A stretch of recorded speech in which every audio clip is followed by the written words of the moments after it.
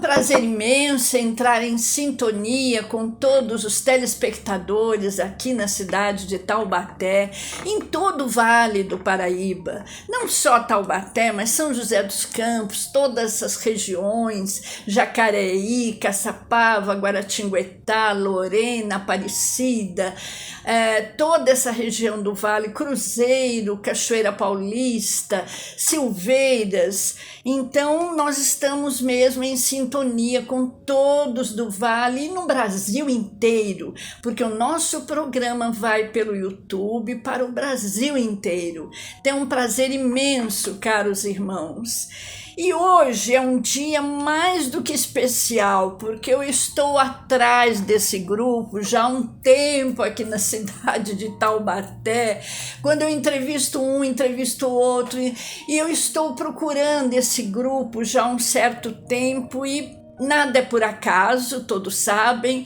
Eu localizei, encontrei o presidente desse grupo, que é Haru Iwasaki, E esse grande senhor japonês me apresentou um grande mestre, eu diria, que vai falar sobre o budismo, que eu tenho um apreço muito grande pelo budismo desde São Paulo. Então eu fui atrás e ele me indicou um monge. E esse monge que está aqui conosco hoje, do templo Butsuyuji Taubaté, que é do budismo japonês primordial. E ele é o grande monge Guion Freitas. É um prazer estar contigo. Muito obrigado. Prazer. E para mim é uma luz estar aqui contigo, porque eu estou realmente há um bom tempo procurando essa equipe, esse grupo, e até que eu localizei. E eu gostaria que você falasse para os nossos amigos telespectadores sobre o budismo, quando iniciou o budismo. Eu gostaria que você esclarecesse, porque como nós falamos aqui na área da saúde, e nós na área da saúde nós falamos quanto é importante, não só a religião, mas todo o tratamento com o médico, todos os exercícios, medicações, mas principalmente o tratamento espiritual. Então, gostaria que o monge esclarecesse sobre o budismo. Arigatou gozaimasu. Muito obrigado. Agradeço a senhora Valquíria pelo contato realizado nessa semana. Estava bem preocupada. Já há algum tempo nos procurando, né? O segmento há budista. Muito tempo. Né? E a gente estava conversando um pouquinho até no início do ano, o elo. Nada é por acaso. Se deu para nos encontrarmos nesse momento, na data de hoje, isso realmente é um elo eterno. Eu agradeço profundamente pela oportunidade, né, de mostrar um pouquinho, mesmo que brevemente, sobre o budismo. Né? O budismo ele nasceu mais ou menos, vamos chutar, 3.000 anos atrás, com Siddhartha Gautama, né, que ele foi um príncipe lá atrás. Até então ele não era um ser iluminado. Então, ele era um príncipe abastado, vivia em riqueza, dentro de um castelo protegido pelo seu pai, né? E a partir do momento ele ficou pensando assim, nossa, algo está me incomodando. E em um determinado momento ele saiu pelos portões do seu castelo, norte, leste, sul, e em cada portão desse ele começou a visualizar os sofrimentos mundanos. Quando ele saiu a primeira vez, ele visualizou um senhor idoso e ficou indagando por que ele está idoso. Ele não sabia, não conhecia. Depois de determinado momento, se deparou com um falecido e assim foi. Então ele chegou à conclusão: eu vivo dentro do meu castelo protegido, senão que as pessoas sofrem. Então ele começou a indagar, mas por que disso? E ele, a partir desse momento, ele abandonou a esposa, abandonou toda a riqueza dele e bem-estar para procurar essa resposta, porque os seres humanos sofrem, então eu tenho que encontrar uma solução para isso. Então ele começou a praticar, é uma prática ascética, procurando essas respostas, né, para o sofrimento mundano. E ele, depois de algum tempo meditando, praticando severas práticas religiosas, algumas coisas ele percebeu que não funcionavam, outras coisas ele percebeu que começavam a funcionar. Então ele achou o caminho do meio, que nós chamamos do budismo, né? Nem é tão extremo, nem tem o céu nem tanta terra, né? Então ele encontrou o caminho do meio. Monge, o porquê de procurar saber sobre o budismo? Nós sabemos que o Cristo também teve esse momento assim de busca, né? Que ele foi em vários locais e em vários momentos essa busca. E o budismo, quando o monge fala dessa forma, nós percebemos o ser humano desde o jovem, o adolescente, as crianças. Hoje em dia, principalmente, os jovens estão muito desesperados, assim, sem esperança, e nessa busca interior, procurando um elo dessa ligação com o plano espiritual. E eu vejo no budismo muito desses ensinamentos. Nam-myoho Renge-kyo é um termo que eu aprendi na cidade de São Paulo, nos momentos de orações. Nam-myoho Renge-kyo. E que o grande mestre, o grande Siddhartha, então eu gostaria que falasse a respeito também. O Nam-myoho Renge-kyo, quando o Buda começou a peregrinar e tentar descobrir o porquê o ser humano sofria, ele procurou a solução para isso. Então, depois de algumas práticas, ele atingiu a sua iluminação. E dentro do budismo primordial, nós chegamos no Sutra de Lótus, Buda lhe pregou vários sutras. Nós chamamos isso de ensinamentos provisórios. Até então o ser humano, independente de época, não vai seguir, não vai acreditar nas coisas. Então ele, para atrair os seres humanos, ele pregava sutras diversos, ensinamentos diversos, só que eram provisórios. Ele nunca poderia dizer que o Sutra do Lótus era o verdadeiro ensinamento. Só que chegou um determinado momento que ele falou, a partir de agora, vocês vão seguir o Sutra de Lótus, e dentro do Sutra Lótus fala que nós temos que praticar o Nam-myoho Renge-kyo. Que bonito! Então, mesmo adiante, quando o Buda pronunciou, vocês têm que abandonar os ensinos provisórios e seguir o Nam-myoho Renge-kyo, o Sutra de Lótus, mais de 500 seguidores se levantaram e deram as costas para o Buda e saíram andando. É como se eu levantasse aqui e fosse embora. Ele já sabia disso. Então, até então, eu não preciso decorar sutras, eu não preciso ser o intelectual da religião para atingir essa iluminação. Buda fala, reze apenas o Nam-myoho Renge-kyo. Então ele é um mantra. Então muitas pessoas perguntam, o que é o significado de um mantra? É uma energia. Eu pronuncio o Nam-myoho Renge-kyo. E dentro dessa pronúncia estão contidas a iluminação do Buda, que nós chamamos de causa, essência e semente da iluminação do Buda. Que bonito. Então eu rezo no Nam-myoho Renge-kyo, no budismo primordial, para exatamente atingir essa iluminação. Essa essência. Essa essência, exatamente isso. Porque nós falamos aqui em vários programas, e eu venho sempre nos meus livros, citando sobre a nossa busca para a essência, buscando a nossa essência. E também nos tratamentos de saúde, que a gente vê as pessoas hoje, no nosso mundo moderno, essa tecnologia avançada, e as pessoas estão assim, com nível de ansiedade elevado, ninguém respeita mais ninguém, as pessoas não se olham, não conversam, não dialogam. Então está havendo realmente muita confusão. Então eu sempre digo a importância das pessoas se unirem, conversarem, dialogarem e ir nessa busca do seu amor, o seu amor fraternal, esse amor incondicional que Deus nos dá sempre e nos deu em vida. nós temos essa força interior que vem também através do lado religioso, que não importa a bandeira, caros irmãos. Deus não carrega nenhuma bandeira daquela ou dessa religião, mas é um ensinamento que nós temos que buscar pela vida, desenvolvendo a nossa essência interior. Exatamente isso, né? Independente de bandeira, a pessoa ela tem que, hoje em dia você vê por aí, a gente faz palestras interreligiosas em alguns lugares. Na última que eu participei em Pindamonhangaba, foi feita uma pesquisa pela prefeitura, mais de 90% dos jovens não acreditam em religião nenhuma.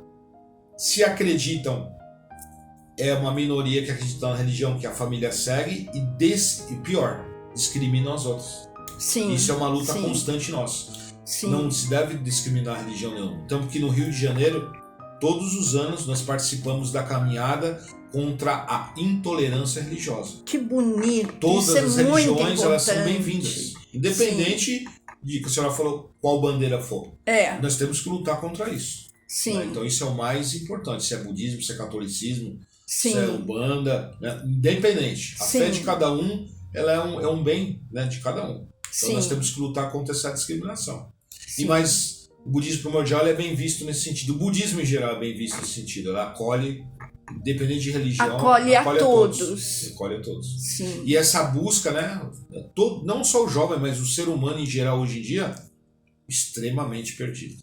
Nós recebemos por semana no Templo Butsurugi, né, visitas, e algumas visitas são de casos bem graves. A maioria de depressão, principalmente em jovens, e tentativas de suicídio. Eu percebo isso. E muitos estão ali, muitos jovens, muitas pessoas, assim, endemoniados, né? Eles têm os obsessores ali do lado deles e que a pessoa está necessitando de um momento, assim, de contemplar, de meditação.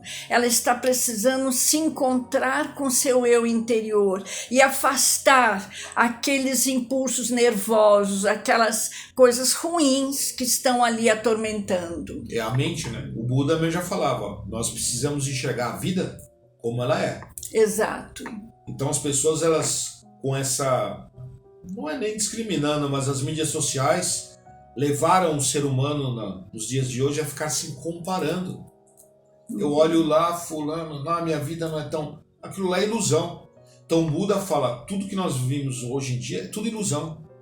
Então, quando eu rezo no meu Horengekyo, eu entro nós chamamos no budismo primordial de meditação ativa, diferente de outras escolas. Eu acho muito importante. A partir do momento dessa meditação, eu começo a me purificar. Meus sentidos são purificados e a partir de então, eu começo a ver a vida exatamente como ela é. Sem maquiagem, sem nenhum tipo de coisa para deturpá-la. Então, eu estou enxergando isso. E se eu começar a enxergar a vida como ela é, eu não vou me sentir inferior. Eu vou começar a tomar decisões pontuais e assertivas. Ou seja, aconteceu isso comigo? O que eu devo fazer para resolver isso? Então o budismo nos leva a isso. Ter uma mente reta, um coração livre de qualquer contaminação espiritual para tomar decisões acertadas. Uma transformação. E ela vem de dentro para fora. De dentro para fora. Imagina assim, dona Valquíria, a senhora mandou eu vir aqui, eu tô com dificuldade de dar entrevista para a senhora. Exemplo, tá? Todo mundo aponta assim, não é? Se eu tenho algum problema, o que eu faço? Foi ele? Sim. Foi o ambiente? Sim. Foi... Agora faz assim, ó. Alguém faz isso? Exato. O problema tá dentro da gente. Os nossos problemas são internos. São internos. E eu sempre procuro algo externo para culpar por aquilo que eu não estou conseguindo resolver. Sim. E o budismo primordial ajuda a pessoa nesse sentido. Ela tem uma clareza desses sentimentos. Tem uma clareza do todo, não é? Sim. Isso é muito importante. E mesmo nos casos de saúde que nós percebemos, quando nós falamos, é importante o trabalho médico, o trabalho do profissional, do especialista, e também se a pessoa tem depressão ou câncer, não importa o problema, ela seja acompanhada, sim, na área médica, mas paralelo a isso, eu sempre digo aos meus pacientes, vai procurar uma ajuda espiritual, ou um padre, ou um pastor evangélico, ou no lado espiritual, sabe, uma médium espírita, ou então um monge budista, porque esse lado contemplativo de meditação é tão importante. Eu lembro quando eu pratiquei um pouquinho de yoga na cidade de São Paulo com o Yoga Shimada, o grande mestre Shimada. Esse mestre era maravilhoso, ele falava pouco, mas as palavras, o pouco que ele falava era de uma sabedoria que era algo assim impressionante. Tanto é que ele foi convidado a dar aula na FMU. O grande Shimada. Então eu vejo assim, existem seres que passam pela nossa vida, monge, e que são pessoas iluminadas e que nós temos que aproveitar esse momento e, sabe, realmente crescer como ser humano. Isso é muito importante. Isso é mais importante, não ficar preso ao tudo é mutável. Tudo. A frase que nós não aceitamos no dito popular, pau que nasce torto morre torto. Para quem reza o Namo Myoho Renge Kyo, isso não existe. Estamos cansados de ver isso na prática nos nossos tempos. Pessoa com extremas dificuldades, doença, seja lá o que for, quando ela começa a rezar o Namo Myoho Renge Kyo e fazer com que essa mudança interna aconteça, ela muda qualquer cenário. Qualquer cenário. Inclusive na recuperação de tratamentos de saúde. E mestre, eu vou te chamar de mestre em alguns momentos. Pode chamar de monge mesmo. Monge, o que você leva nas mãos, que está sendo visto por todos os telespectadores, é uma espécie de um terço. Isso, vamos ficar assim. Terço dentro do budismo. E eu gostaria que você explicasse. Isso, indianamente, a gente chama de Jamapala, ou em japonês, ou Ojuzu. Né? Ele é como se fosse, para todos entenderem, né, os telespectadores, como se fosse o terço católico, né? Mas é totalmente diferente. Essas bolinhas que todos estão vendo são imperfeições humanas. Sim. Então, quando eu rezo no Myoho Renge Kyo, quando eu rezo assim, eu tenho que ter a consciência das minhas imperfeições e eu rezo para que exatamente eu corrija essas imperfeições. Então, isso é vamos dizer, um lembrete para que eu tenha isso em mente. E aí tem, se não vou me aprofundar muito, cada bola são os Budas primordiais, são os protetores do Gohonzon, que é uma imagem que a gente venera, que é literalmente o espírito do Buda. Tanto que nos nossos templos nós não veneramos estátuas de Buda. Sim. Por quê? Porque o Buda, ele mesmo falou, a minha imagem búdica, mundana, ela é transitória. Ela se ocultou. Sim. Então eu tenho que venerar o quê? O espírito do Buda, os ensinamentos dele, que é o Gohonzon, que é a imagem sagrada. E esse Juzu representa isso. Quando eu rezo, para eu ter essa consciência das minhas imperfeições e eu vou corrigi-las através do Namo Myoho Renge Kyo. E, monge, tem várias correntes do budismo, né? Que até eu estava conversando com o Douglas Jefferson aqui da Técnica, que também fez filosofia e conhece um pouco. Ele falou, Valquíria, qual a corrente do monge, né? E que você me disse que é o budismo japonês primordial. Isso. Que tem o tibetano, tem o que é usado muito também ali na Índia, né? Eu gostaria que você falasse, explicasse. Isso, o budismo ele tem várias linhagens. No nosso caso, do budismo primordial, o budismo nasceu na Índia, hoje é Nepal, por causa do mapa, o mapa antigamente é diferente de hoje. Eu tenho muita vontade de ir para o Nepal. Muita vontade. É maravilhoso, maravilhoso. Já me falaram, Valquíria, você vai se iluminar se você for para o Nepal. É um sonho, é um sonho. As pessoas me perguntam, para onde você quer ir? Eu falei, eu quero ir para o Nepal. Normalmente tem caravana para lá. O dia que tiver, eu convido a senhora para ir do templo, a gente vai, né? Então, o budismo nasceu no Nepal, na Índia. Depois foi para a China, migrou para o Japão, né? E depois Coreia e para o resto do mundo. Sim. Porque essa linhagem, ela é para atingir todos, não é só o asiático. Às vezes as pessoas confundem. Tá. Né? E o grande mestre nosso, nós seguimos uma linhagem. Tá. Buda Shakyamuni, que é o iluminado. Depois o grande mestre Nichiren Daibosatsu, tá. Que foi o que nos ensinou, ele renasceu nessa terra para ensinar a rezar o Nam-myoho Renge Kyo.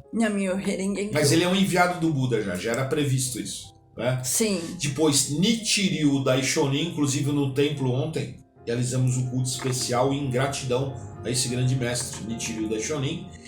E Nisen Shonin, que é o fundador do budismo primordial. Que bonito. No Japão. Sim, e nós temos no Brasil o mestre Ibaragi Nisui Shonin, que foi designado para vir ao Brasil para difundir o budismo. E não existia monge no Brasil. Sim. Então ele veio junto com o Kassato Maru, uma imigração dentro do navio do Kassato Maru. Né? Ele teve essa missão de divulgar o budismo no Brasil. Tanto que no último dia 8, agora passado, no templo de Sarandi, lá no Paraná, Romioji, tivemos uma audiência pública para... estamos pleiteando a data, né, nacional do budismo no Brasil, que é 18 de junho. Que bonito! Então nós estamos nesse processo para termos essa data. Então, muito bonito. Nós seguimos uma linhagem, né, de acordo com os grandes mestres. Quando eu trabalho também com artes marciais, assim, conversando com os grandes mestres, eu tenho alguns amigos que são mestres em artes marciais, mestre Vitor e outros, e eles dizem, Valquíria, tudo começou no templo Shaolin. No templo Shaolin, né, que realmente começaram vários mestres. Lá também tem um segmento religioso. Budista. Sim. Budista chinês, né? Chinês. O templo budista, quando a gente conheceu, quando a gente vê nos filmes, né? Sim. Né? Sim. Lutar, treinar a parte espiritual. Essa parte de arte marcial no templo Shaolin existiu porque eles eram, de acordo com o governo chinês, eles eram atacados constantemente. Sim. O templo Shaolin foi incendiado e destruído várias vezes. Só que eles precisavam se defender. Então, dentro dessa prática budista, no caso chinesa, eles desenvolveram a defesa pessoal para a defesa. Então, por isso que o templo Shaolin ele é famoso, né? Primeiro pelas artes marciais, seguida desses ensinamentos budistas. Interessante. E eu vejo assim, na questão da saúde, monge, como vocês conseguem ajudar as pessoas. Isso é muito importante. Eu já tive várias pessoas, não só japoneses, mas assim, de outras pessoas que frequentavam o budismo lá em São Paulo, no período que eu morei em São Paulo, um período grande, e que eram muito ajudados através dessa prática, não só de meditação, mas todo esse trabalho a nível da saúde. Sim, importantíssimo. Dentro do budismo primordial, nós usamos o termo Ojogyo em japonês. Tá. Nós, monges, nós visitamos todos os dias, praticamente, periodicamente, nós realizamos visitas, nós chamamos de em português, visitas assistenciais, né, religiosas. Sim. Então nós vamos na casa dos nossos fiéis, que tem um altar, rezamos com ele, muitas vezes problema de saúde, e também não budistas e não fiéis. Ou seja, essa visita de um monge a uma residência, ela vai muito além do que a catequese budista, não se trata disso. Se trata desse apoio espiritual e religioso naqueles momentos que quem solicita a visita nossa está passando por momentos de dificuldade. Então essa palavra amiga, a presença de um monge na residência, o ouvir, né, a gente fala quando a gente vai visitar alguém, a gente reza, ensina a pessoa a rezar, mas também ouve. A gente é mais um ouvinte. É uma luz. Então a pessoa ela muda da água para o vinho. Sim. Inclusive, eu posso citar até o último mês, em Maringá, no Templo Romioji, né? Eu vou fazer atividades religiosas lá. Uma senhora católica, que era vizinha de um nosso seguidor budista, pediu para eu visitá-la. A alegria da senhora, tem 94 anos de idade. Tá com problema de saúde, teve AVC na época do Covid, tá acamada, tá sendo bem cuidada pela família. Mas a alegria dela em receber uma visita, você vê que muda totalmente. Transformou. Ela fala, puxa, tô com alguém que não me conhece, não é da minha religião, é um budista e vem me visitar. Isso é muito importante, é maravilhoso. É porque é para salvar literalmente as outras pessoas. E é humildade. É humildade. Essa humildade. Isso é muito importante, monge. Eu, há uns anos atrás, eu levei minha mãe para tratamento com Hirota.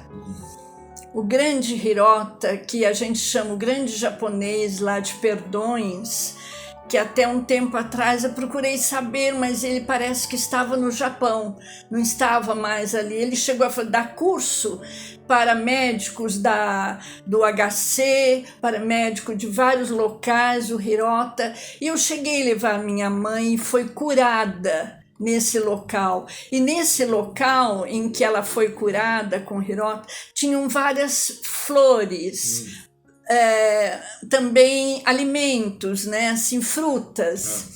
Aí me falaram, ali é um templo budista. Isso. Dentro do budismo nós temos a tradição, e é isso a praxe, oferecimento de cultos póstumos aos nossos falecidos. Sim. E dentro do altar póstumo, diferente às vezes da cultura ocidental, que a gente vê por aí, falta de conhecimento, eu vou rezar com um falecido? Não, ele vai ficar colado em mim, né? Dito popular. Ele vai me atrapalhar. Não, de forma nenhuma. O culto póstumo do budismo é exatamente para direcioná-lo ao Gohonzon, o nome Myoho-renge Kyo, para que ele consiga seguir o caminho dele. Então, dentro do altar budista, a gente oferece. O que a pessoa gostava? Frutas, doces. Sim, né? Então, a gente, quando monta o altar póstumo, oferece oração póstuma, oferecemos também os alimentos e as coisas que elas gostavam em vida. Monge, nós estamos quase encerrando o programa, mas quando a pessoa vem a falecer, muitos choram. Eu sempre oriento, gente, o chorar demais, não faz bem, atrapalha quem partiu, né? Então, eu tenho um costume meu próprio, eu não choro, mas eu oro o tempo todo e dou força para as pessoas. Como que vocês encaram esse chorar? O chorar é natural do ser humano. Né? Porque foi uma perda. Sim. E o ser humano, ele sofre, de um modo geral, por quê? É o apego. No budismo, a gente tenta extinguir esse apego, seja material, seja de sentimental. Então, quando a gente perde um ente querido, a gente vai sentir. Isso é óbvio, não tem como tirar.